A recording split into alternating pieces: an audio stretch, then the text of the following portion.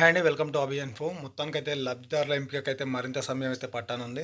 వివరాల్లోకి వెళ్దాం. 26న లాంఛనంగా ఇందిరమ్మ ఇళ్ల పథకం ప్రారంభం. గ్రామ సభల్లో భారీగా దరఖాస్తులు వస్తున్న నేపథ్యంలో మొత్తానికైతే 26 తారీఖు అయితే ఈ ఇందిరమ్మ హౌసింగ్ స్కీమ్ ఏదైతే ఉందో అధికారికంగా అయితే లాంచ్ చేయబోతున్నారు సీఎం రేవంత్ రెడ్డి గారు. ఇప్పుడు గ్రామ సభల్లో చాలామంది భారీగా దరఖాస్తులు చేసుకున్న నేపథ్యంలో కొద్దిగా ఆలస్యం అనేది అవుతుందని చెప్పేసి మనకైతే క్లియర్గా అర్థమవుతుంది. ఇందిరమ్మ ఇళ్ల లబ్ధిదారుల జాబితాను ప్రకటించడానికి మరింత సమయం పట్టే అవకాశం అయితే ఉన్నట్టు ప్రస్తుతం జరుగుతున్న గ్రామ సభల్లో అర్హుల జాబితా మాత్రమే ప్రకటిస్తున్నారు.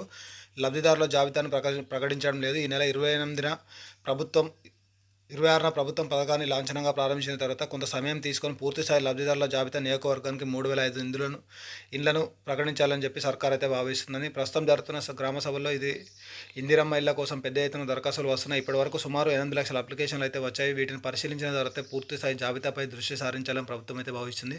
ఇక్కడ మనం చూసుకున్నట్లయితే ఏదైతే గ్రామ సభలు నిర్వహిస్తున్నారో జస్ట్ అందులో అర్హుల జాబితా మాత్రమే ప్రకటిస్తున్నారు. అంటే ఒక విలేజ్లో ఒక 1000 మంది అప్లై చేసుకుంటే అందులో 300 మంది 400 మందిలో జాబితా మాత్రమే ప్రకటిస్తున్నారు. అయినా కూడా చాలామంది మాకు ఇల్లు లేదని చెప్పేసి అప్లికేషన్ పెడుతున్నారు. కాబట్టి మరింత సమయం తీసుకొని పూర్తి ఎంక్వైరీ తర్వాతనే అర్హుల జాబితా ఇల్లు ఏవైతే ఉన్నాయో ఎవరికైతే ఈ ఇళ్ల కోసం ఎదురు చూస్తున్న వారికైతే ఇవ్వాలని చెప్పేసి ప్రభుత్వం అయితే భావిస్తుంది. సొంత స్థలం ఉన్న వారు 13 లక్షల మంది. ప్రభుత్వం మొదటి విడతలో సొంత స్థలం ఉన్న వారికి ఇళ్లను మంజూరు చేస్తామని ప్రకటించింది. అలాంటి వారు 13 లక్షల మంది ఉన్నట్లు యాప్ సర్వర్ తెలిసింది. అయితే నియోజకవర్గానికి గ్రామాల వారిగా లబ్ధిదారుల ఎంపిక ప్రక్రియ ఇంకా పూర్తి కాలేదు. మా ప్రాంతంలో ఎన్ని ఇళ్లను మంజూరు చేశారని ప్రస్తుతం అడుగుతున్న గ్రామ సభల్లో ప్రజలు అడుగుతున్నట్లు అధికారులు అయితే సమాధానం చెప్పలేకపోతున్నారు. 2 జాబితాలు సొంత స్థలం ఉన్నవారు లేనివారు సంబంధించిన వివరాలు మండల స్థాయిలో ఎంపీడీఓలు పాలకలో కమిషనర్ లాగిన్కి మాత్రమే పంపిస్తున్నారు. జిల్లా అధికారులు హౌసింగ్ శాఖ పీడీలకు మాత్రమే ఈ సమాచారాన్ని అయితే అందించడం. దీని ద్వారా యంత్రాంగంలో కూడా లబ్ధిదారుల ఎంపికపై స్పష్టత కొరబడింది. ఈ నేపథ్యంలో జనవరి 26వ తారీఖున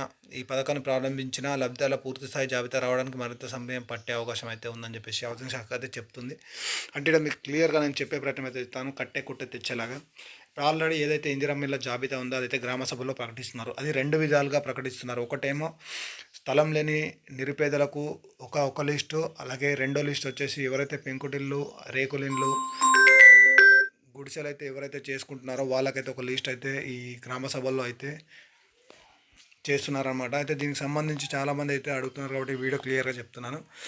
అయితే అయినా కూడా అనర్హులకు చాలామంది ఇండ్లు అయితే వచ్చేసాయి. అంటే కొంచెంమంది అంటే అగ్రికల్చర్ ల్యాండ్లు ఎక్కువ ఉన్న వాళ్ళకు, అలాగే డబుల్ బెడ్రూమ్ వచ్చిన వాళ్ళకి ఇలా చాలామందికి అయితే ఈ ఇండ్లు అయితే వస్తున్నాయి.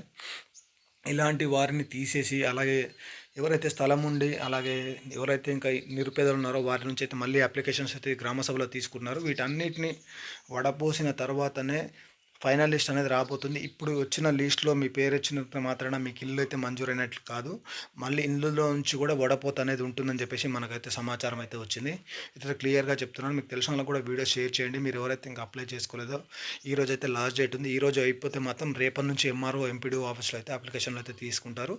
వీళ్ళంత త్వరగా అప్లై చేయండి, ఎందుకంటే సమయం లేదు. మీకు తెలిసిన వాళ్ళకి కూడా వీడియో షేర్ చేయండి. మన ఛానల్ కూడా సబ్స్క్రైబ్ చేయండి. ఇలాంటి క్లియర్గా నేను చెప్పే వీడియోస్ అయితే మీకు అర్థమవుతుంది.